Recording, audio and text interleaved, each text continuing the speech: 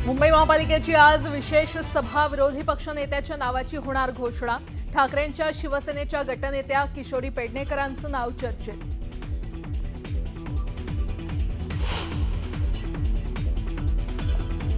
सुनेत्रा पवारांचा झेडपी पंचायत समितीमध्ये विजयी झालेल्या उमेदवारांशी पहिल्यांदाच संवाद. अजितदादांच्या जाण्यानं आपण पोरके झालो, सुनेत्रा पवार भावूक.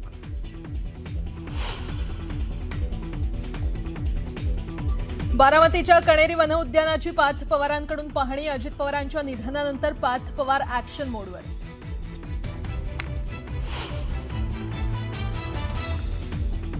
पुण्यातील आंदोलन भाजप आणि काँग्रेसला भोवलं. दोन्ही गटच्या नेत्यांसह 100 जणांवर फरासखाना आणि शिवाजीनगर पोलिसात गुन्हा दाखल. आंदोलनावेळी कार्यकर्त्यांकडून करण्यात आली होती दगडफेक.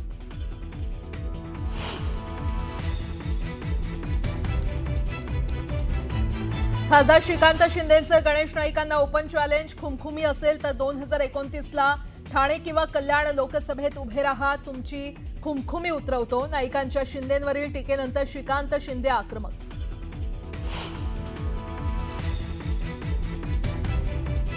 मुंबईत मराठी भाषा दिनी शिवसेना उबाठाचा मेळावा. लोकाधिकार समितीकडून आयोजित करण्यात येणाऱ्या मेळाव्यात उद्धव ठाकरे पदाधिकाऱ्यांना करणार मार्गदर्शन.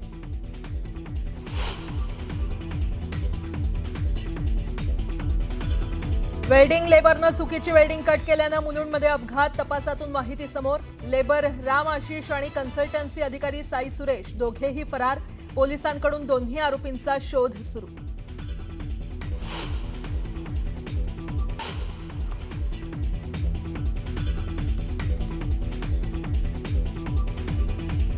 भारताचा पाकिस्तानवर दणदणीत विजय. T20 वर्ल्ड कपमध्ये भारतानं पाकला चारली धूळ. पाकिस्तानला 90, भारताची सुपर 8 मध्ये धडक. गोलंदाजी आणि फलंदाजीतही चमकदार कामगिरी.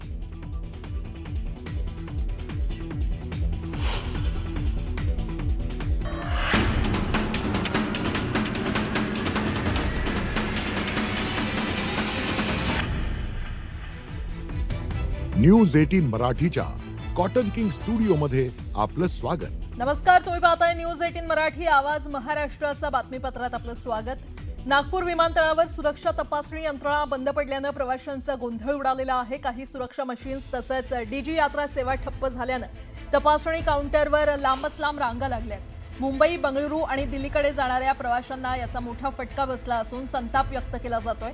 तर प्रशासनाकडून यंत्रणा पूर्ववत करण्याचे प्रयत्न सुरू आहेत.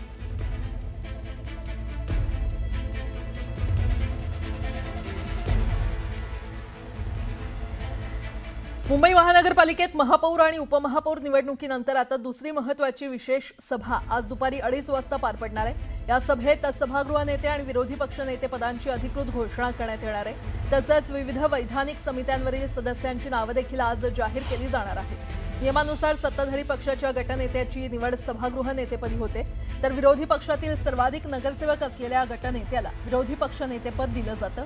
त्यानुसार सत्ताधारी भारतीय जनता पक्षाचे गटनेते गणेश खणकर यांची सभागृह नेते म्हणून निवड होण्याची शक्यता आहे. तर विरोधी पक्षात सर्वाधिक संख्याबळ असलेल्या शिवसेना उबाठा पक्षाच्या गटनेत्या किशोरी पेडणेकर यांच्या नावाची घोषणा विरोधी पक्ष नेतेपदी होण्याची दाट शक्यता आहे. दोन्ही पक्षांनी महापौरांकडे अधिकृत पत्र सादर केलं असून त्या पत्रांच्या आधारे महापौर या दोन्ही पदांची आज घोषणा करतील.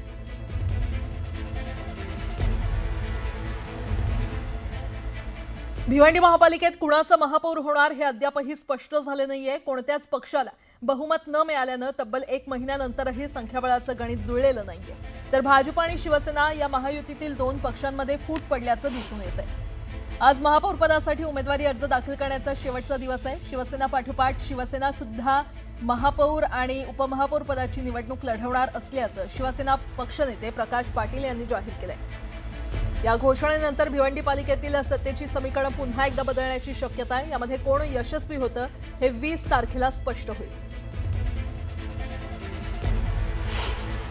शिवसेनेच्या बरोबर विलास पाटीलचा सुद्धा महापौरासाठीचं शिवसेनेकडनं करण्याबाबतचं तशा स्वरूपाचं शिवसेनेची भूमिका होती, परंतु विलास पाटीलवर पोलीस कारवाई झाल्यामुळं शिवसेनेचे महापौरासाठीचं उमेदवार आणि उपमहापौरासाठीचं उमेदवार दोन्ही फॉर्म जे आहे शिवसेना भरणार आहे.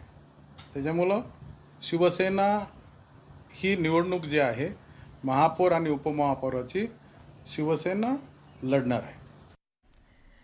आता एक मोठी बातमी. नवी मुंबईमध्ये भाजपनं विशेष समित्यांवर जास्तीत जास्त सदस्यांना संधी मिळावी यासाठी नवा फॉर्म्युला निश्चित केलाय. पक्षातील निष्ठावंत कार्यकर्त्यांना स्थान देत व्यापक सहभागाची संधी देण्याचा हा प्रयत्न असल्याची माहिती सूत्रांकडून मिळते.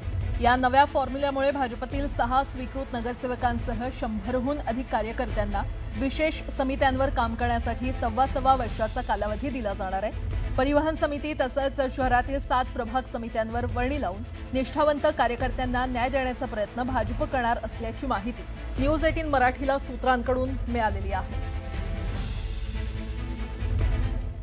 मुंबईतल्या रस्त्यांवरील फुटपाथवर वाढत्या अतिक्रमणांमुळे नागरिक मेटाकुटीला आलेत. मोकळे फुटपाथ दिसले की लगेच त्यावर अतिक्रमण केलं जात आहे.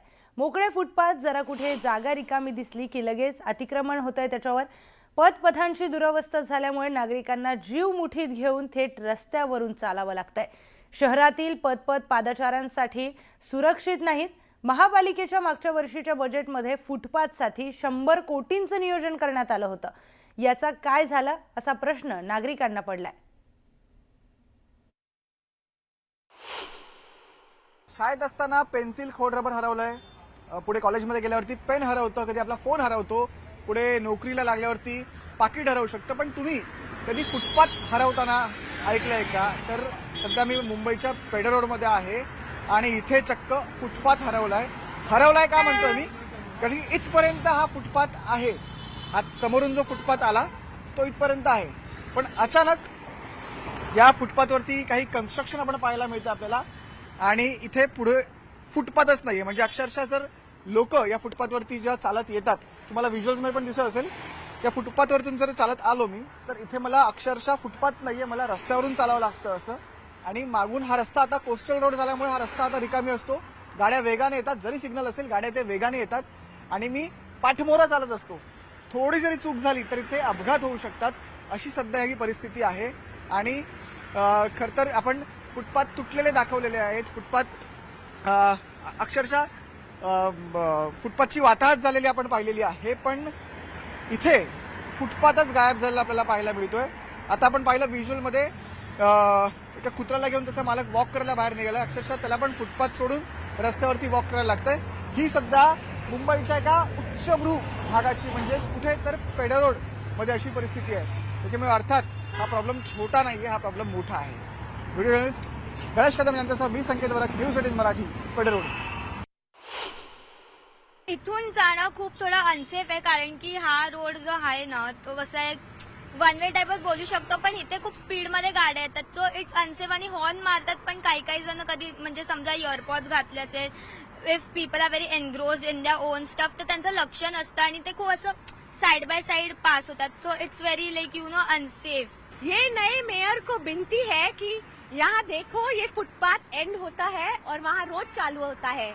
ये कभी मैंने देखा नहीं है जिंदगी में कि लोग रोड पे चले और ये सेफ नहीं है. जो लोग रोज कम्यूट करते हैं, आम इंसान जो यहाँ रोज चलता है ऊपर नीचे जाने के लिए, उनको फुटपाथ चाहिए. तो प्लीज नए मेयर कुछ करो. फुटपाथ होणार तर चांगला, कोई भी येऊन शकते या जाऊन शकते. आता प्रॉब्लेम काय आहे? आता प्रॉब्लेम मला गाडी बी बघायच्या ना आघाडी बी बघायच्या. दोन तुम्हाला गाडी बघून चालायला पाहिजे. सीधा नाही चालू शकते. स्पीड मध्ये स्कूटर येते या गाडी बी येते या बस बी येते, तो थोडा ते तुम्हाला त्रास वाटते.